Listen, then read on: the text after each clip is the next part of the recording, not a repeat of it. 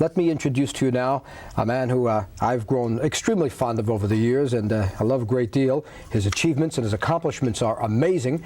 They have been reported worldwide, and we will talk about those achievements with a guru, a genuine guru, really genuine, Sri Chinmoy. And Sri Chinmoy, of course, is an international figure, and a privilege that you're here again. As a matter of fact, you were with me, I guess about a year ago, but now that you've been weightlifting, it's made a lot of attention in the newspapers, and that's why I thought we could talk a little bit about the achievements, the physical achievements, which are considerable, and we'll see some video of it, because a little while ago, Guru, when I was showing some of the material to the people here, they said, a couple of people said, I don't believe it, you can't lift 4,000 pounds or 500 pounds with one arm, but that's what you've been doing.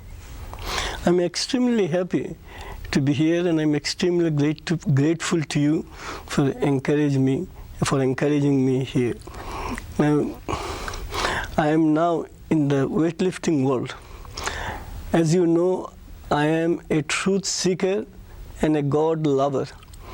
I am not a bodybuilder and I am not a weightlifter. I do not have the physique of a bodybuilder. I do not have the physique of a weightlifter. But my inner pilot wants me to be of inspiration in the physical world. We have to explain. I've learned what the word inner pilot, or that expression inner pilot, means, but for people who don't know, it's so important. It helped me a lot. But when we first met many years ago, you explained to me all about the inner pilot.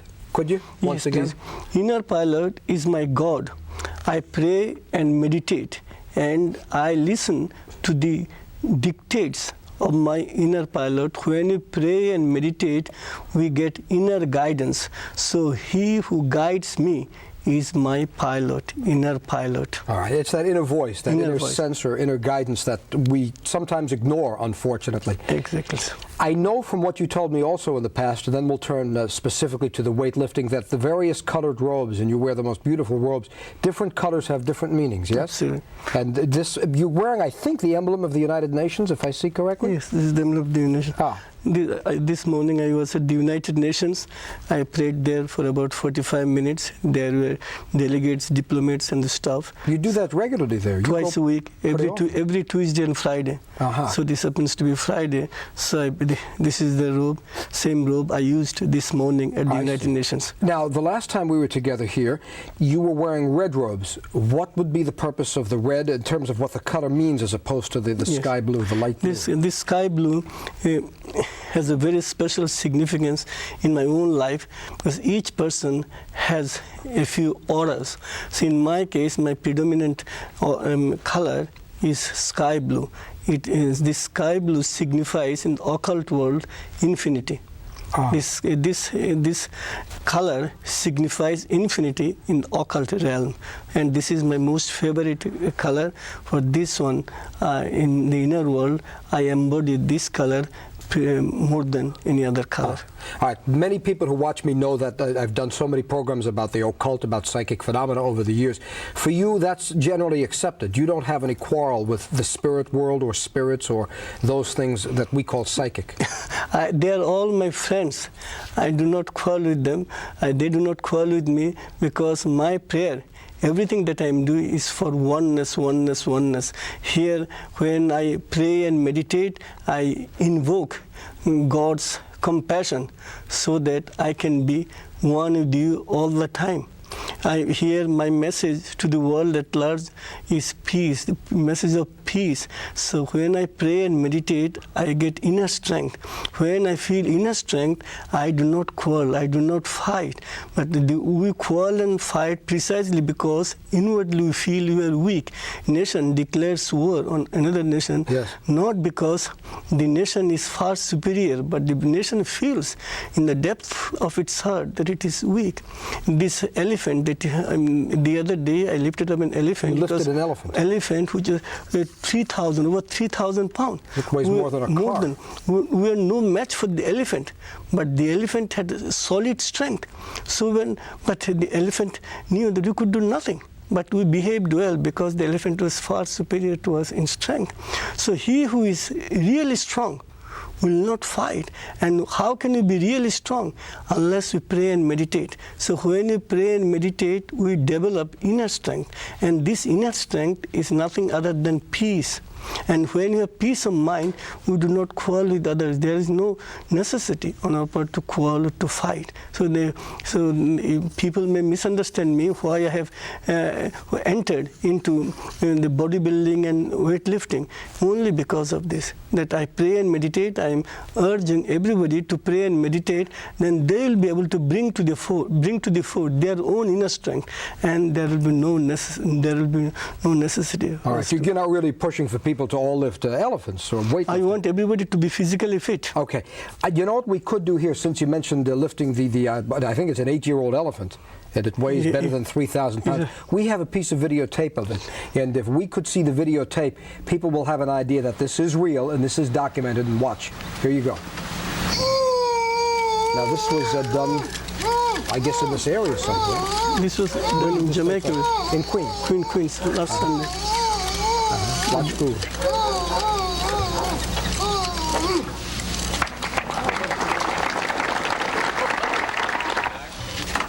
Now there's the elephant, all right. And now there you are with a private plane. It was done here in this business. Now that was done out here in Suffolk County. This was actually, I think, at East Moriches. And the Newsday story, of course, that I read about it showed pictures as well. Now you're going to lift that off the ground. I'm looking for the weight of the plane. I have it someplace. I made a note of it. I think that's what, better than 3,600 pounds. This one doesn't. The next one, the seaplane. This is regular plane. But this too, this weighed more than a ballpoint pen. I mean, this was heavy also.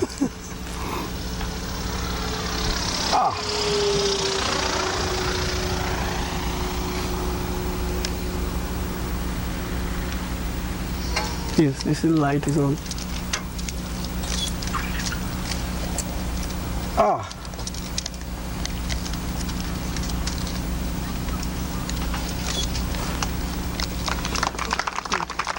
There we go. Wow.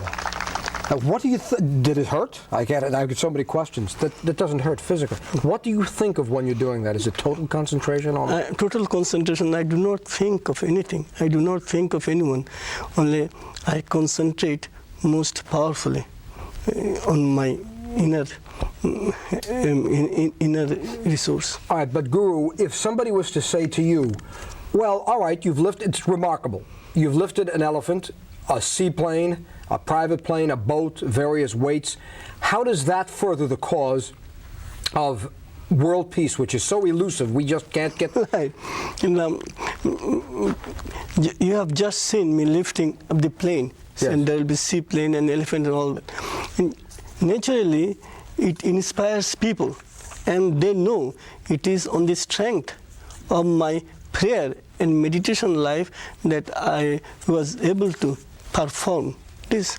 There's no other way. As you can see, I do not have a big muscle, and my physique is not that of a bodybuilder or weightlifter. I entirely depend on inner strength, and this inner strength comes from God's compassion, God's grace. And if I'm strong physically and spiritually, in every way, then I will have peace of mind, because we quarrel and fight precisely because we feel inwardly we are weak. I know I am weaker than you, but I want to lord it over you. I want to show you that I am stronger than you. Perhaps you have also same experience. You may think you are weaker than me, but you quarrel with me to express, to show your superiority. So if you are really strong, if I am really strong, that is peace. Peace is oneness. Oneness is peace. So if I am strong, you are strong, then definitely we have established our oneness. And this oneness is nothing other than peace. How did you select weightlifting? I think it was in the spring of 1985, so it's not that long ago that you began this, and you're what, now 55? I think. I'm 50. Yeah. Yes. A year and a half. You were running for a long time. You were doing... I've been running for a long time, but owing to my right knee injury, I had to give up running. Then last year, on the 26th of June, I embarked on this project with a 40-pound weight. Huh. 40. 40 And pounds? 40 pounds. Now, how much do you weigh, if I may ask? Now I am 100. Today I was 159. 159 pounds. Okay. Yes, but I start with 40 pounds. Now our philosophy is the philosophy of progress. Now, I recently have lifted up a 503. I started with 40 pounds, but now, only a few weeks ago, I lifted up 503 pounds. The one-arm press, in other words, the weight with one arm. With one arm lifting up. So that's better than 3 times your body weight. Better than my body weight. Again, it is all due to grace from above. I pray and I meditate. So this is my offering to the world at large, that if we pray and meditate, we shall acquire inner strength, and this inner strength is bound to give us peace of mind. The world badly needs peace. Oh, yes. We fight. So if we have inner strength, we are not going to fight. Yeah, but might somebody also say, look, if I weightlift and I lift boats, planes, elephants, whatever, the pieces of metal, the bars, I'm going to get stronger physically. Now, if I'm stronger physically, then I'm stronger than you, and therefore, why do I have to be concerned with peace? You see, I can use that strength to be aggressive. Here's the thing. If you get the strength from your prayer life, you are not going to quarrel. Here is the thing, difference. If I get, from my physical, only by taking exercises, I can be aggressive. Boxers, wrestlers, and others, yes, they're destroying one another. Mm-hmm. But here, if I get the strength from my prayer life and meditation life, I will not use it for strength, for destruction, like a knife. If I have a knife and I am a wise man, then I shall cut a fruit and share with you. But if I am a fool, instead of offering you a piece of the fruit, I will try to stab you.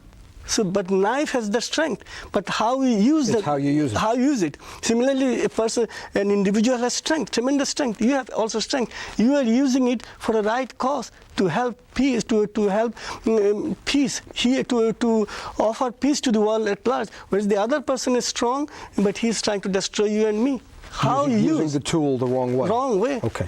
Let me take care of a break here, and then we're going to show some pictures. We have some of the photographs and some visuals of what you've done in terms of weightlifting. Sri Chinmoy, internationally known guru, and we'll talk more about his weightlifting, his cause for world peace through physical strength and meditation. Right back. All right, back we go on the Joel Markman Show. Makes me feel uplifted, genuinely, really. I don't lie and I don't fake. I'm sincere, and Guru Sri Chinmoy is a man I've followed now for a very long time. We met back, I think it must have been in the mid-1970s, and very sincere and completely genuine and fascinating. And his cause for world peace has been through music, it's been through writing, it's been through art, it's been through sports, and now in the past less than 2 years, it's been through weightlifting. Training his body to lift incredible amounts of weight, elephants, boats, planes, all kinds of things, and the cause for world peace, to show what the mind can do. Can we look at some of the visuals now? And if we do that, you're going to see some of his achievements recently, some actually done here on Long Island, some in other parts of the country. He's been all over the world, and you'll take a look and see some of the things. Here, Guru, we are looking at you lifting, I think, about 3 times your body weight. This is the 450-pound. Almost. Yes? Where'd you do this? Where's this wonderful gym that you're in? It is in my house. This is your house? Yes. Oh. I've turned into... Really? You've turned it into a gymnasium. How many hours a day do you spend on that? 3 hours at least. Between 3 and 3.5 hours. Every day? Every day. Morning? Morning, afternoon, evening. Really? And your diet is very sparse. You don't eat the way I do. You don't go to the fast food places. We have a restaurant on Numbramo. And from there, they supply me with food. Ah, okay. I want you to see the next one now. You're going to see this, I think, is the cow, isn't it? This is the calf. Yeah, this is a calf. And most of them were over 200 pounds. Yeah. There were 5 individuals. Those numbers are the weight of the calf. 1,384 pounds of calf. That's a lot of Big Macs. And no pain from that. You had no injury from that. It doesn't affect the old leg injury? No, it does not affect, unfortunately. Fortunately is right. And I think also we're going to see the boat, which is, I know, Newsday. This was in Newsday. No, this was not. This is the sailboat, yes? But this weighed how much? Over 3,000. This is 4,000, this one. 4,000 pounds? This one. The sailboat? This is the sailboat. Huh.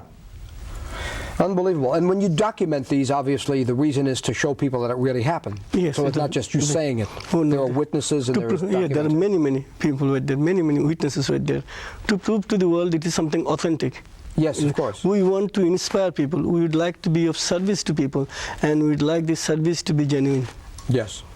I think this is the one that I saw Right. these days, isn't it? Yeah. This is the seaplane that you did here in Suffolk at East Mauritius. Last Sunday. Yeah, very recently. And this was, look again, you see the numbers there, folks? You see 3632. That means, that's the weight of the plane. That's not its license plate. 3,632 pounds of seaplane? Yeah, there were 5 passengers inside it. Oh, there were people inside? Including the pilot, 5. And you have it on a pedestal or a dolly that you move it up On and a down. platform. In the Platform, yeah, that's the word I'm looking for. Yeah. And this, of course, is the helicopter at 3,187 pounds. Not bad. I mean, not bad. I can't even get myself out of bed in the morning. But are you saying that that's a weight to lift? Quite seriously, are you saying that the average person, people like me and people watching, can do this? Certainly. If I can do, what is wrong with you? Prayer again, prayer. Well, I pray. No, I do. I pray and I meditate. You pray and meditate. That is why, you have peace of mind. Your health is getting better. Yes. Previously, last time when I came here, you were not doing physically. This time, I'm so happy. Yeah, I had a back injury the last time. I'm fine now. So this is all from your prayer life. Prayer life always solves all our problems. Only you have to have implicit faith in our own prayers. That's true. I'm going to come back to that. I think there's one more visual. There we go. This again is at home? This is at home. Now this is where you bettered the one-arm press of 450 pounds, and this 503. is 503. This is more than 3 times. You don't lift that much every day, do you? Every day. You do? Every day? Every day. Now I'm practicing 600. Are you up to 600? 604. I've been trying. I've failed 40 times. You don't mind failing, though? Oh, no. 300, when I was practicing 300, I failed 212 times. 212 times, because I needed, God is teaching me patience. 212 times I failed. And even then I continued, and on the 213th time I succeeded. Huh. So, well, let's come back to that point because it's so important. You said something before, got to repeat, about faith in our own capacities, our own in our prayers, our own possibilities, possibly in our prayers. Many people pray, but they do not have faith in their own prayers because doubt interferes. Perhaps God is not pleased with me. This morning I told a lie. This morning I quarreled with my friend. So that's why, why should God listen to our prayers? This kind of thing happens. Well, all right, but Guru, excuse me, why should God listen to our prayers? Doesn't he have better things to do than to listen to me? Who created us? Since God created us, He will not take care of us. If you have a cat or a dog or something, you have brought the dog. Now it is your bounden responsibility to take care of the dog. So like that, God is the creator. So we are the creation, and we are helpless. If the creator does not take care of his creation, then how can he live on earth? How can he survive? I've got to break here, but I've got to ask you one question, and I don't want to forget. We are going through, and where you live, it's a terrible problem in Queens, and it's a problem everywhere in this country. Young people who are increasingly using incredible amounts of drugs. It's an epidemic in this country, cocaine and crack, you know about that. What has gone wrong that so many people are turning to that path, which is obviously a destructive one, rather than listening and following your advice, which is obviously the best advice?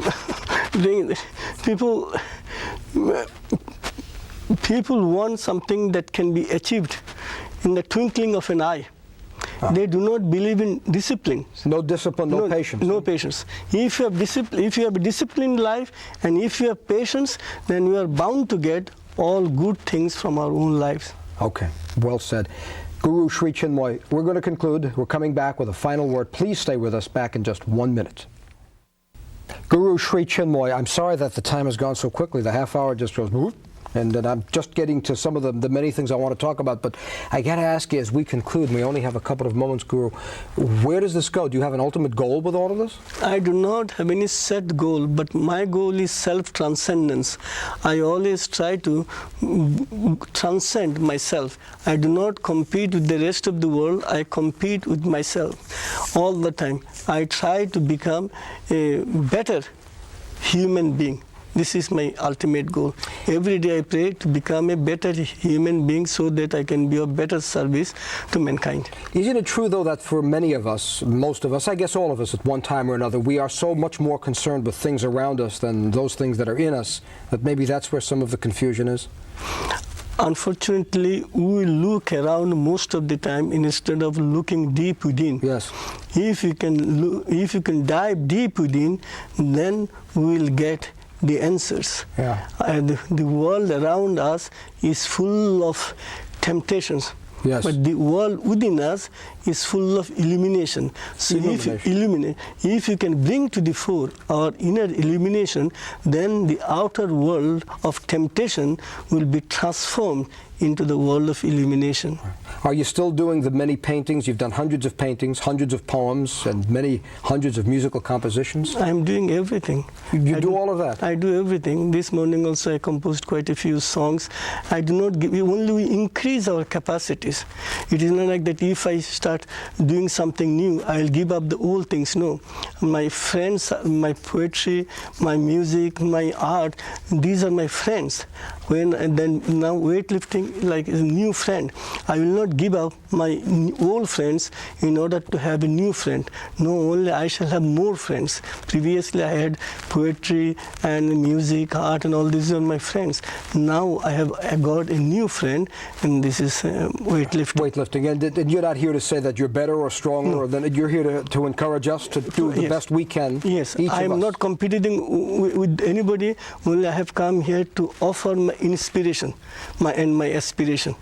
And inspiring you Yes. are. We're out of time. Thank you so much. It's terrific to see you again. I didn't even get to ask you what the white flower means, but for peace, yes? But absolutely, purity. Purity.